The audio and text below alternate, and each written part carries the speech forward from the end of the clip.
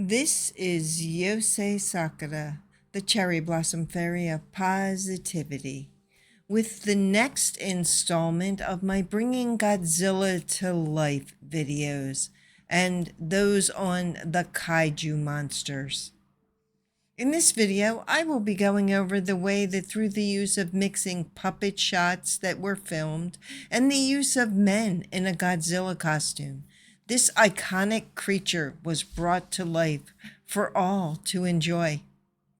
Now, in the 1954 original Godzilla movie, Godzilla is portrayed by Haruo Nakajima and Katsumi Tezuka. Behind me is a picture of them from my copy of The Life King of the Monsters edition. A link will be in the description in case any of you would like to purchase your own copy. The perseverance of these two men to be in that Godzilla costume for hours on end is a true testament to their dedication to their art.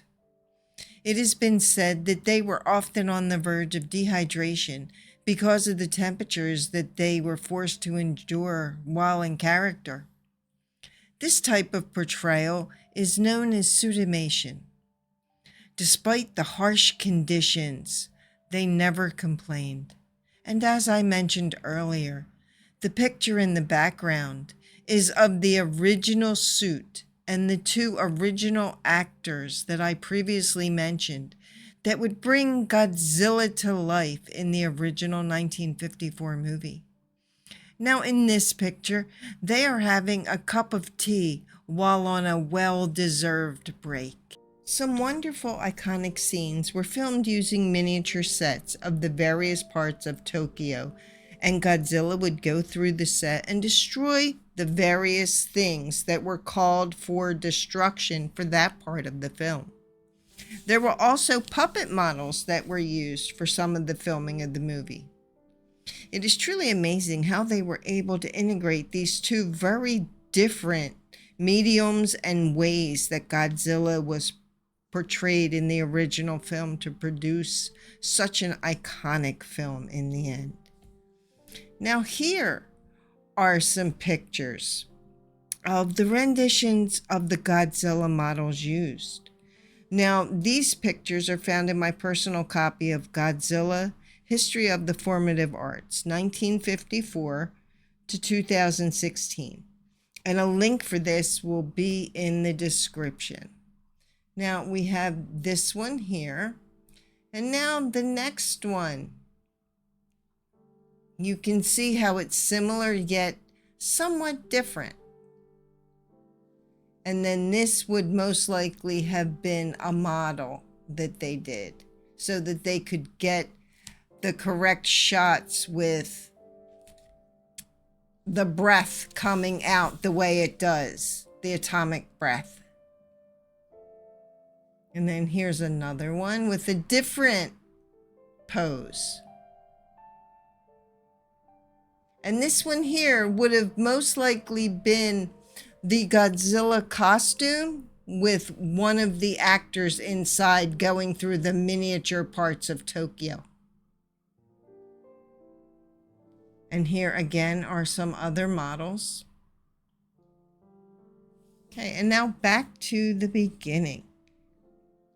Now, as you can see from those pictures, this iconic creature looked similar to today's versions in many respects, but it was also different in some aspects as well. Now, it's a wonderful way to truly appreciate the art form and the process involved in making of the original films. You can't help but notice the love and attention to every detail that was put into each aspect of the finished Godzilla. I love the Kaiju movies, especially Godzilla and Mothra, because of their designs and their attention to various details. They are also representative of various themes, like how Japan was dealing with the aftermath and trying to handle what they had experienced with the bombing of Hiroshima and Nagasaki. It addressed some concerns and questions about the ways that being exposed to radiation might affect living things and what some of the repercussions of that could potentially be. In the original 1954 Godzilla, he was on a rampage and destroyed many parts of Japan. It has a somewhat dark and, for its time, scary aspect to it. Even so, Godzilla would go on to become a loved icon throughout the world, and in later films, he would even become a defender of the Earth. I hope that you enjoyed this video and will continue to look for future episodes in this series. I will be going over my thoughts about some of the other kaiju movies and their specific kaiju that are featured in them. In the next installment, I will be going over what movies are included in the Showa era and the Toho collection, along with some of my personal favorites. This might be in 2 separate installments, though, so that I can give each one the time and recognition it deserves. Later in the series, I will also be showing some of the kaiju merchandise that I have in my personal collection. This includes things like posters, figures, movies, original artwork that was created for me.